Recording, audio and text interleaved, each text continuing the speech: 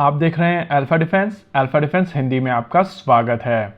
आज के इस वीडियो में हम लोग बात करने वाले हैं भारत, चाइना और दोनों देशों के बीच में हुए ईस्टर्न लद्दाख के कॉन्फ्लिक्ट के बारे में। एक मैगजीन में एक आर्टिकल छापा गया है जहां पर उस समय के आर्मी चीफ जनरल नरावने की एक किताब के बारे में बात की गई है। समझने वाली बात यह है कि किताब अभी तक पब्लिश नहीं हुई है, लेकिन उसको कोट करते हुए एक आर्टिकल किया गया है और इस आर्टिकल में कुछ चीजें कही गई।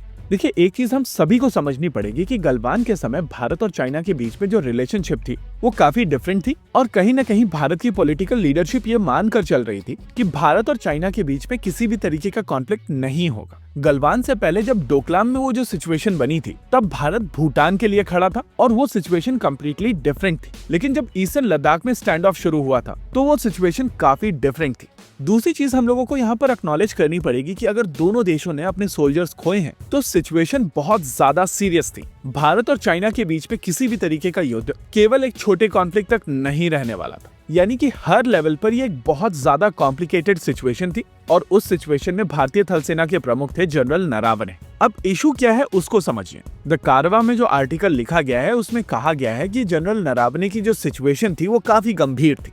नेचुरल है कि ऐसी सिचुएशन में किसी भी जनरल की सिचुएशन गंभीर होगी। हालांकि इस आर्टिकल में कहा गया है कि उन्होंने कई बार कई लोगों से बात करने की कोशिश की, जिसमें नाम दिया गया है रक्षा मंत्री राजनाथ सिंह का, सीडीएस जनरल रावत का, विदेश मंत्री एस जयशंकर और प्रधानमंत्री श्री नरेंद्र मोदी। अब इस आर्टिकल को लेकर नेता प्रतिपक्ष राहुल गांधी संसद में डिस्कशन चाहते थे, लेकिन परेशानी ये है कि अभी तक ये किताब पब्लिश नहीं हुई है और उस हिसाब से ये डिस्कशन रिकॉर्ड के ऊपर नहीं जा सकती है। ये एक टेक्निकल चीज है, लेकिन ऐसे सीरियस टॉपिक के ऊपर डिस्कशन होनी चाहिए। प्रॉब्लम यह है कि जब इस तरीके के टॉपिक के ऊपर डिस्कशन होती है तो उसको पॉलिटिकल रंग नहीं देना चाहिए। इस पूरे डिस्कशन में यहाँ पर ये रंग देने की कोशिश की जा रही है कि जनरल नरावने अलग अलग लोगों से बात कर रहे थे और डायरेक्शन मांग रहे थे, लेकिन उनको किसी से भी कोई क्लियर कट इंस्ट्रक्शन नहीं मिल रही थी और एग्जैक्टली उसी चीज के ऊपर डिस्कशन करने की कोशिश की जा रही। हेल्दी तरीके से अगर ये डिस्कशन होती है तो ये देश के लिए अच्छा है और हर किसी को समझ में आएगा कि एग्जैक्टली उस समय क्या सिचुएशन बनी थी और अलग अलग लीडर्स की क्या भूमिकाएं रही थी।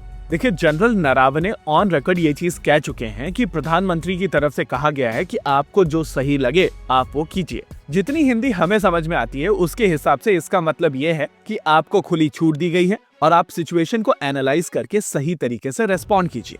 अब इस स्टेटमेंट के बाद भी अगर जनरल नरावने रक्षा मंत्री राजनाथ सिंह, विदेश मंत्री एस जयशंकर या सीडीएस जनरल रावत से किसी तरीके की क्लियर कट इंस्ट्रक्शंस मांग रहे थे तो हम लोगों को सिचुएशन की गंभीरता को समझना पड़ेगा। मोस्ट लाइकली यहाँ पर जनरल नरावने अगर अपनी किताब में इस चीज को मेंशन कर रहे हैं तो वो ये शेयर करना चाहते हैं कि उस समय सिचुएशन कितनी कॉम्प्लिकेटेड थी और वो चाह रहे थे कि कोई उनको गाइड करे।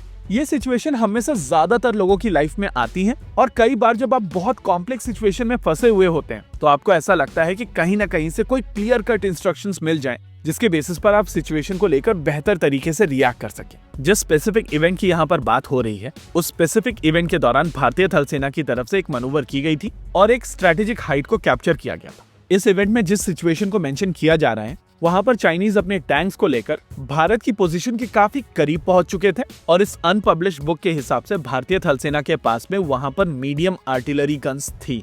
वैसे इस समय की करंट सिचुएशन की अगर बात की जाए तो आप सभी को याद होगा कि वहां पर 3 सबसे बड़े फ्रिक्शन पॉइंट्स थे।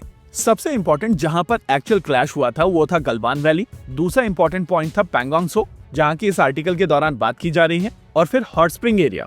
मैप्स के लिए हॉट स्प्रिंग एरिया बहुत ज्यादा कॉम्प्लिकेटेड है और गलवान की इस समय गूगल के ऊपर जो इमेजेस हैं वो दिन की इमेजेस हैं और शैडो के चलते चीजें बहुत ज्यादा साफ वहां पर दिख नहीं रही। लेकिन अगर आप पैंगोंग त्सो की इमेज जाकर चेक करेंगे तो आपको समझ में आएगा कि वहां पर पीएलए के पुराने स्ट्रक्चर्स तोड़े गए हैं और पीएलए प्री गलवान पोजीशन से पीछे गई। पर्सनली हमारा मानना है कि ये डिबेट होना चाहिए और गुड फेथ में होना चाहिए, क्योंकि गलवान में भारतीय थल सेना ने जो वीरता दिखाई थी उसके बारे में हम लोगों को भारत सरकार से पता चलना चाहिए, ना कि सलमान खान साहब से।